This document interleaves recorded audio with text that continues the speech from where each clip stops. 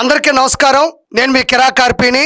నిన్న రాత్రి Rajampet MP Mithun Reddy arrest అయ్యాడు. కారణం లిక్కర్ స్కామ్. గత కొద్ది రోజులుగా కూడా ఈ వీడియోలు గాని ఈ మ్యాటర్ గాని వైరల్ అవుతుంది.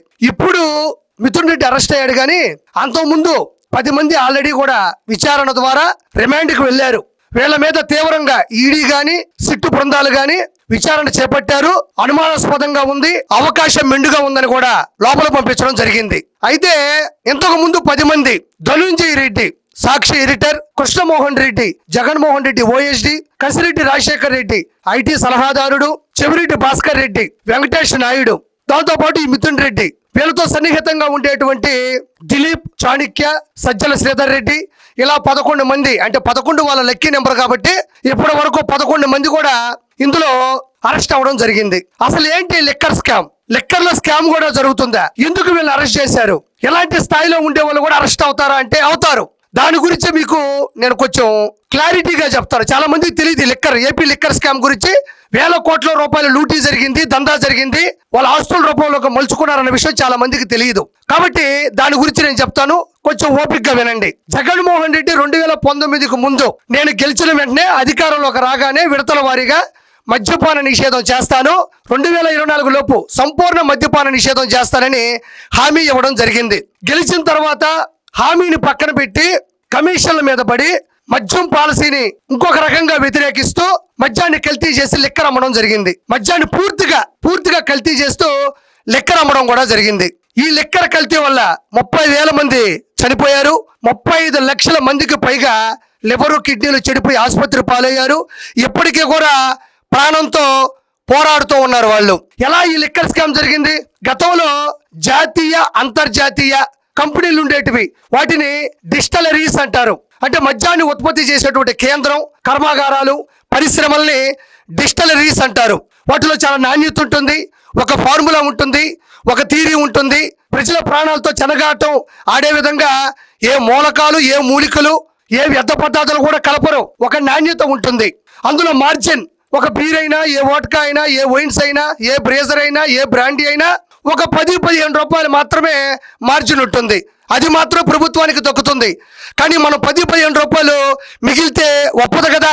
మనం ఏదైనా చేసి 90 రూపాయలు మిగిల్చుకోవాలి. కాబట్టి ఆ డిస్టిలరీస్ ఏదైతే కంపెనీలు ఉన్నాయో వాటన్నిటినీ కూడా గన్ను పెట్టి బెదిరించి చంపిపోయి వాళ్ళని కిడ్నాపులు చేసే పరిస్థితి తీసుకెళ్ళి ఆ కంపెనీలన్నింటినీ కూడా ఓన్ చేసుకొని స్వతహాగా వీళ్ళ మనుషుల చేత నాసిరకమైన ఫార్ములా కావచ్చు, థియరీ కావచ్చు, వాటిని ప్రవేశపెట్టి ఏదైతే 100 రూపాయలు ఉంటుందో 10 రూపాయలు మాత్రమే మార్జిన్ ఉండే సందర్భాల నుంచి 90 రూపాయలు మార్జిన్ వచ్చే విధంగా వాళ్ళు కల్తీ చేసి వాటిని జనాల్లోకి పంపించడం జరిగింది. ఫర్ ఎగ్జాంపుల్, పాత రోజుల్లో మంచి బ్రాండీ కానీ, విస్కీలు కానీ, వోడ్కాలు కానీ, అంటే నేను పదే చెప్పడం అని కాదు, స్కామ్ అదే కాబట్టి చెప్పాల్సి వస్తుంది. వాటన్నిటిని కూడా పక్కన పెట్టి నాణ్యమైనటువంటి మద్యాన్ని పక్కన పెట్టి నాసిరకమైన మద్యాన్ని ప్రవేశపెట్టాడు జగన్మోహన్ రెడ్డి. వాటిని జే బ్రాండ్స్ అంటారు. వాటిలో స్పెషల్ స్టేటస్ కావచ్చు, 9 హార్సెస్ కావచ్చు, 3 క్యాపిటల్స్ కావచ్చు, బూమ్ బీర్లు కావచ్చు.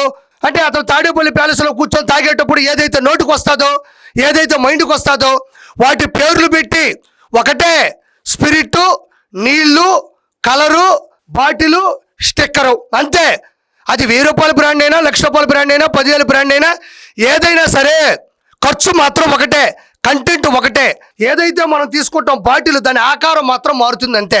జనాలు అదేదో గొప్ప బ్రాండ్స్ అని చెప్పేసి విపరీతంగా తాగి వాళ్ళు మద్యానికి బానిసవ్వడం, వాళ్ళు లివర్లు కానీ కిడ్నీలు కానీ చెడిపోవడం, ఎంతోమంది ఆడవాళ్ళ యొక్క పుస్తులు కూడా తెగిపోవడం జరిగింది. ఇది మునిపెన్నడూ ప్రపంచంలో ఎక్కడా కూడా ఈ లిక్కర్ స్కామ్ జరగలేదు. మద్యం మీద కేసుల మీద 250 రూపాయల మార్జిన్, బీర్ల మీద 150 రూపాయల మార్జిన్, ఇలా అన్ని మద్యాల మీద కూడా మార్జిన్ ఎక్కువగా పెట్టుకొని కేసుల మీద వేల కోట్ల రూపాయలను కూడా లూటీ చేయడం జరిగింది.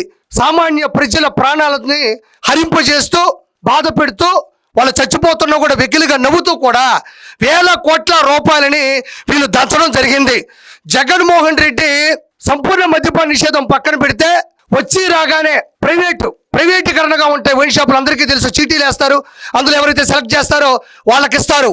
కానీ జగన్మోహన్ రెడ్డి ప్రైవేటీకరణ పక్కన పెట్టి గవర్నమెంట్కే వాటిని చేతిలోకి తీసుకొని వాళ్ళ మనుషుల్ని పెట్టి డిజిటల్ ప్రాసెస్ అంటే దానికి ఒక అకౌంట్ ఉండదు, దానికి ఫోన్పే, గూగుల్ పే ఎలాంటి ఆధారితమైన ఈరోజు ఎంత సేల్ అయింది, ఎంత డబ్బులు వేసామనేటువంటి పరిస్థితులు కూడా లేకుండా మద్యం ఎక్కడి నుంచి ఎక్కడికి వెళ్తుంది, ఎక్కడి నుంచి ఎక్కడికి వస్తుంది, ఉత్పత్తి దారుని నుంచి ఇక్కడ వరకు ఎంత మద్యం మన దగ్గరకు వచ్చిందని ఒక సాఫ్ట్వేర్ ఉంటుంది.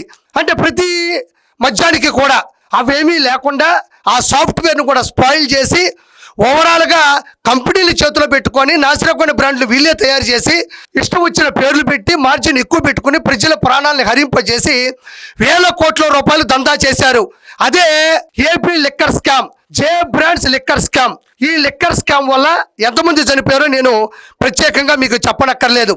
2022 ఢిల్లీ లిక్కర్ స్కామ్తో పోలిస్తే ఇది ఎన్నో రెట్లు ఎక్కువ. అది ఇంతే, ఢిల్లీ లిక్కర్ స్కామ్ ఇంత, కానీ ఇది ఇంత. ఆ లిక్కర్ స్కామ్లో నాణ్యత ఉండేది, ఫార్ములా ఉండేది, మంచి బ్రాండ్సే ఉండేటివి, జరిగింది వేరే. కానీ ఇక్కడ అన్ని విధాలుగా కూడా మోసం చేశాడు జగన్మోహన్ రెడ్డి. అయ్యా ఇన్ని వేల కోట్ల రూపాయలు సంపాదించాడు, మరి ఎక్కడికి వెళ్ళాయి అంటారు. అక్కడికే వస్తున్నాను నేను, అక్కడే వీళ్ళు దొరికింది. వీళ్ళు ఈ వచ్చిన డబ్బుల్ని ఏది ఫోన్పే, గూగుల్ పే లేకుండా క్యాష్ పెట్టు, క్యాష్ కొట్టు, క్వార్టర్ పట్టు, తాడేపల్లి ప్యాలెస్లో ఎట్టు, క్యాష్ పెట్టు, బాటిల్ పట్టు, తాడేపల్లి ప్యాలెస్లో లెక్కెట్టు. ఇది అప్పట్లో ప్రాసెస్. ఈ డబ్బులు వీళ్ళు ఏం చేశారంటే పుంకాలుగా వేల కోట్ల రూపాయలు వచ్చి పడిపోయేటివి. వీటన్నిటినీ కూడా మన ఏదో టెప్పర్లోనో లేకపోతే వాహనాలు ఉంటాయి కదా కనబడకుండా తాళం వేసుకొని వచ్చేటివి, వాటన్నిటిలో కూడా పెట్టి వాటి డబ్బులు ఏం చేశారంటే ఇంతకుముందు చెప్పాను కదా 11 మంది, వీళ్ళందరి ఆచరణలో, వీళ్ళందరి ఆదరణలో ఈ డబ్బుల్ని కూడా బంగారం కొనుగోలు చేశారు, రియల్ ఎస్టేట్ వ్యాపారం చేశారు, ప్రొడక్షన్ పెట్టి సినిమాలు తీశారు, ప్రముఖ వ్యాపార వాణిజ్య రంగాలకు సంబంధించిన సంస్థల్లో పెట్టుబడులు పెట్టారు, షేర్ మార్కెట్లో పెట్టారు, పెద్ద హాస్పిటల్స్లో పెట్టుబడి పెట్టారు. అదే కాకుండా హైదరాబాదులో సొంతంగా స్థలాలు కొనుక్కున్నారు, బెంగళూరులో స్థిరాస్తులు ఉన్నాయి. ఇవన్నీ పక్కన పెడితే హవాలా గ్యాంగ్ ద్వారా దుబాయ్కి వేల కోట్లు తరలించారు. ఈ రాజకేశ్ రెడ్డి ఐటీ సలహాదారుడు గతంలో ఎవడైతే ఉన్నాడో అతను అనుచరుడు కిరణ్ కుమార్ రెడ్డి అనే వ్యక్తి ద్వారా అతను దుబాయ్లో ఉంటాడు. ఇతను వీసా తీసుకుని 29 సార్లు దుబాయ్కి వెళ్ళడం జరిగింది, కేవలం ఈ హవాలా ద్వారా వచ్చిన డబ్బుల్ని ఎక్కడ పెట్టుబడి పెట్టాలి అన్న విషయం మీద. అదేవిధంగా చెవిరెడ్డి భాస్కర్ రెడ్డి ప్రముఖ అనుచరుడు ఎవరైతే ఉన్నారో వెంకటేష్ నాయుడు, అతను బ్రోకరిజం ద్వారా హైదరాబాద్లో డబ్బులు వేల కోట్లు తరలించి ఇక్కడ పెట్టుబడి పెట్టడం జరిగింది. ఇదే కాకుండా ఆఫ్రికా దేశాలు, ప్రాముఖ్యంగా చెప్పాలంటే జాంబియా, టాంజానియా లాంటి దేశాల్లో కూడా మైనింగ్ చేయడం జరిగింది. షెల్ కంపెనీల ద్వారా డబ్బుల్ని తరలించి డబ్బుల్ని వైట్ మనీగా మార్చి మళ్ళీ చలామణి చేయడం జరిగింది. ఇవన్నీ పక్కన పెడితే రాజకీయాల్లో ఎలక్షన్స్ 6 నెలల ముందే ఈ అమౌంట్ అన్నింటినీ కూడా తరలించి రాజకీయాల్లో వినియోగించడం జరిగింది. దీనికి సూత్రధారి చెవిరెడ్డి భాస్కర్ రెడ్డి అయితే కళ్ళు సైకిల్లో చేపించింది ఎవరిని ఉన్నా అంటే అది మిథున్ రెడ్డి. వీళ్ళందరూ కూడా జగన్మోహన్ రెడ్డికి తెలుసు, జగన్మోహన్ రెడ్డికి వీళ్ళందరూ తెలుసు. వీళ్ళందరి కళ్ళు సైకిల్లోనే ఇదంతా కూడా జరిగింది. అదేవిధంగా ఈ స్కామ్ అనేది చిన్న చితక విషయం కాదు. ఈరోజు అంటే వాళ్ళు అనుకున్నారు రానున్న 30 సంవత్సరాల్లో మన ప్రభుత్వం ఉంటుంది కాబట్టి ఎవరు మన మీద విచారణ చేపట్టరు, మన మీద ఎలాంటి ఆరోపణలు జరగవు, కాబట్టి నిరూపణలు ఉన్నప్పటికీ కూడా మనం గెలిచేది మనమే కదా అని చెప్పేసి వాటిని చాలా నిర్లక్ష్యంగా వదిలిన జరిగింది. ఊహించిన పరిణామాలు. చంద్రబాబు నాయుడు గారి యొక్క చరిత్ర మళ్ళీ జనాలకు కావాల్సి వచ్చింది. వచ్చి రాగానే స్పెషల్ ఇన్వెస్టిగేషన్ టీం ఏదైతే ఉందో సిట్ బృందం కావచ్చు, ఈడీ కావచ్చు, 2 రంగంలోకి దిగడం, వీళ్ళందరినీ కూడా లోతుగా విచారించడం, సీక్రెట్గా ఆపరేషన్ చేయడం వల్ల వీళ్ళందరూ కూడా ఒకరికొకరు పొంతం లేని సమాధానాలు చెప్పడం, మాట్లాడుతూ ఉంటే తడబడడం, భయపడడం, వాళ్ళకి వెనతో పెట్టిన విద్య వీళ్ళందరినీ పట్టడం కూడా. వీళ్ళందరినీ లోపలేశారు. మిథున్ రెడ్డి చాలా లేటుగా ముందస్తు బెయిల్ కోసం చాలా ట్రై చేశాడు, కానీ కొట్టివేసింది ఈ సిట్టు బృందం. ఈడీ కావచ్చు, వీళ్ళందరూ కూడా 300 పేజీల ఛార్జ్ షీట్ దాఖలు చేశారు కోర్టుకి. అవన్నీ విచారించిన తర్వాత నిన్న 7 గంటల సేపు మిథున్ రెడ్డిని ఇంట్రాగేషన్ తర్వాత ఇది కరెక్టే, ఇతను చేశాడు అని చెప్పేసి రిమాండ్కి పంపించడం జరిగింది.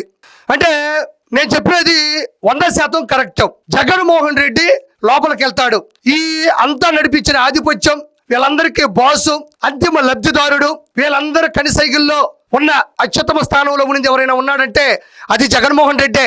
ఈ 11 మంది లోపలికి వెళ్ళిపోయినారు మహామహులు. ఒకరు ఓఎస్డి, ఒకరు ఐటీ సలహాదారుడు, ఇంకొకరు సాక్షి ఎడిటర్. వీళ్ళందరినీ కూడా విచారించి లోపల పంపించడం జరిగింది. ఇంకా తరువాయి భాగం ఎవరైనా ఉన్నారు అంటే అది జగన్మోహన్ రెడ్డే.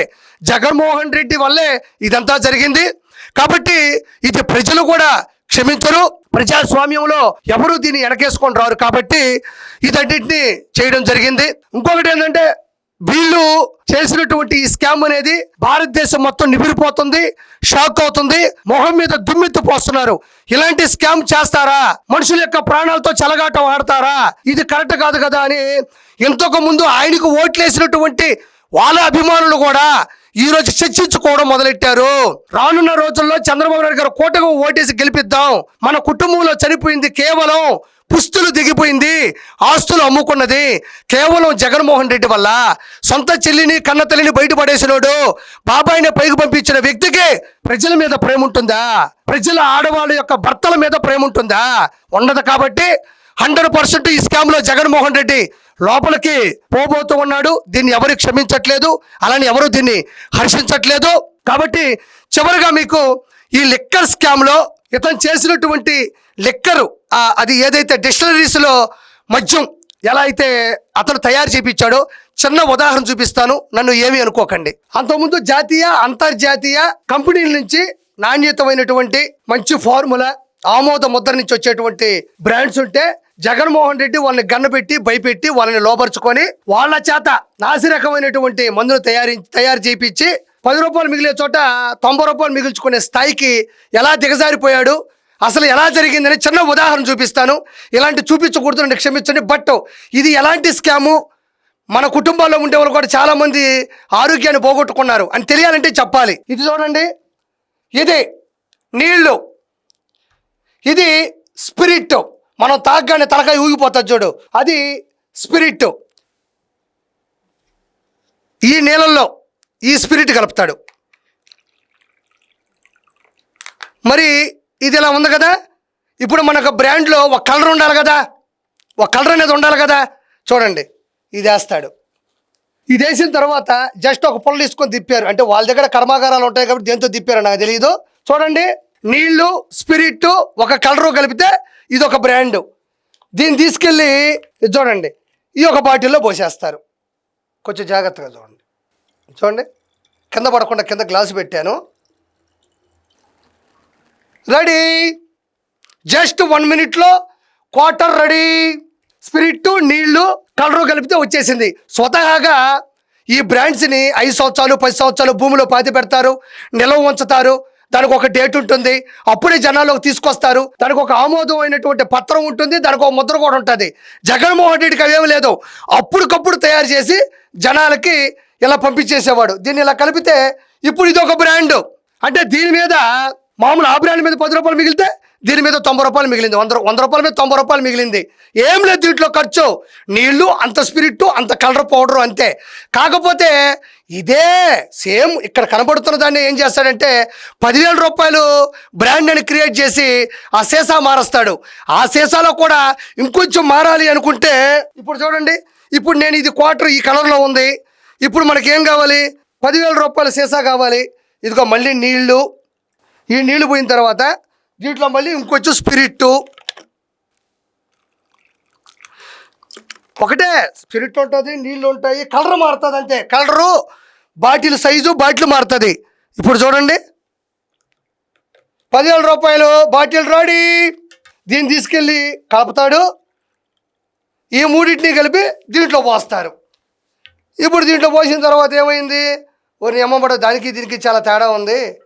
ఈ బాటిల్ 10,000 రూపాయలు, ఇది హై బ్రాండు, అందరూ తాగలేరు, 10,000 రూపాయలు పెట్టి నేను మందు తెచ్చుకున్నానని తీసుకున్న వ్యక్తి ఫీల్ అవుతాడు.